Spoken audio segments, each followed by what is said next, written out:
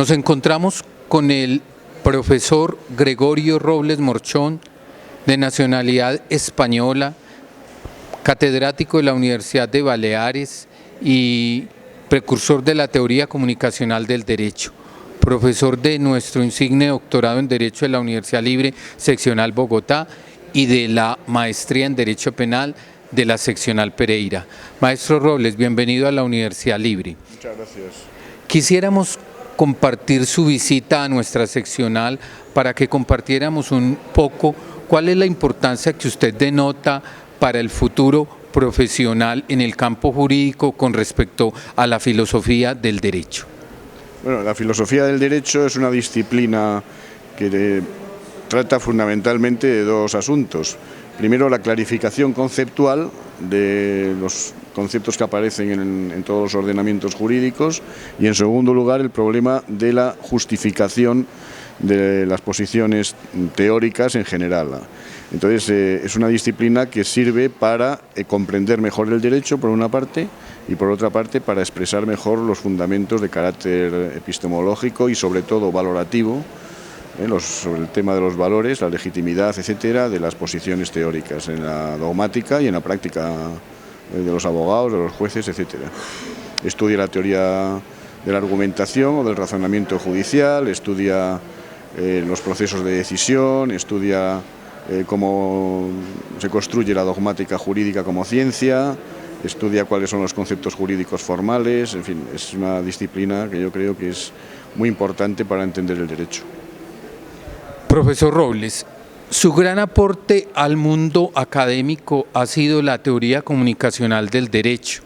Quisiera que nos compartiera un poco en qué consiste esta teoría y cuáles son las ventajas que tiene su estudio.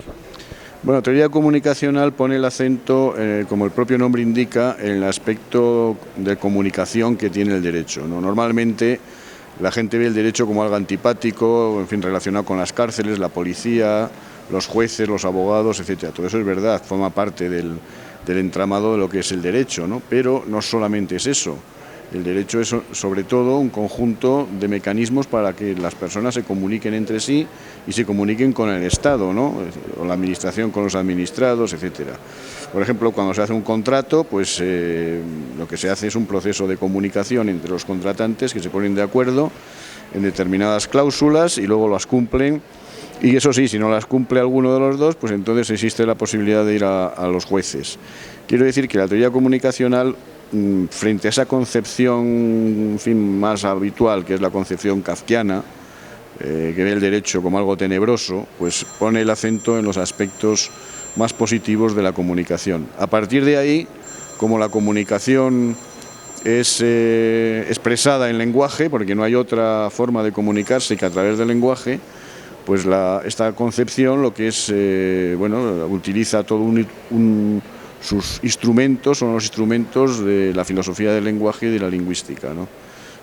Entonces eso es básicamente el punto de partida. Luego ya, claro, explicar esto, pues es todos los libros que he publicado desde el año 80, pues tienen que ver con eso, ¿no? Sí, maestro, muchas gracias.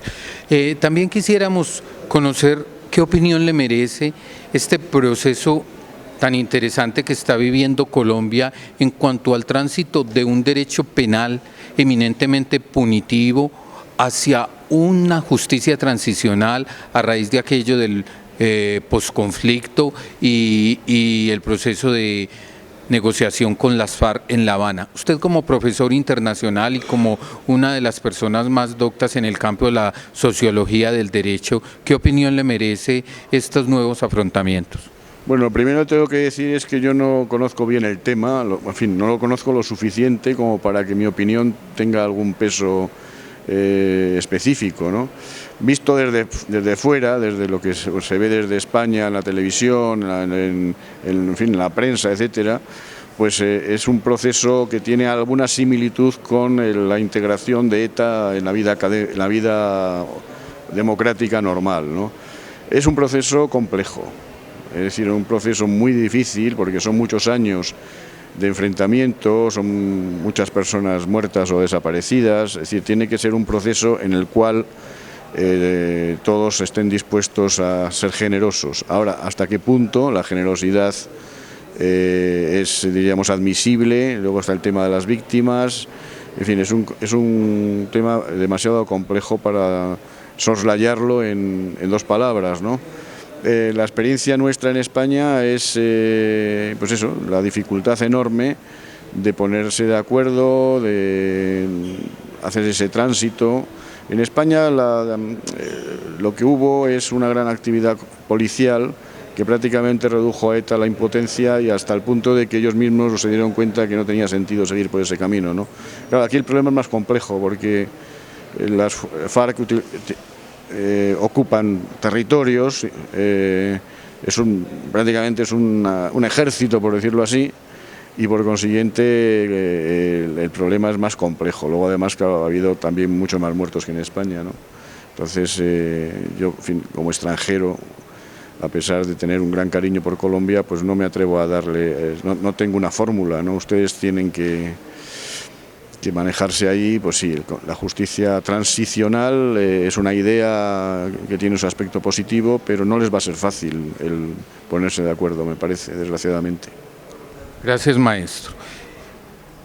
Profesor Robles, ¿qué opinión le merece a usted como profesor internacional la Universidad Libre Seccional Pereira?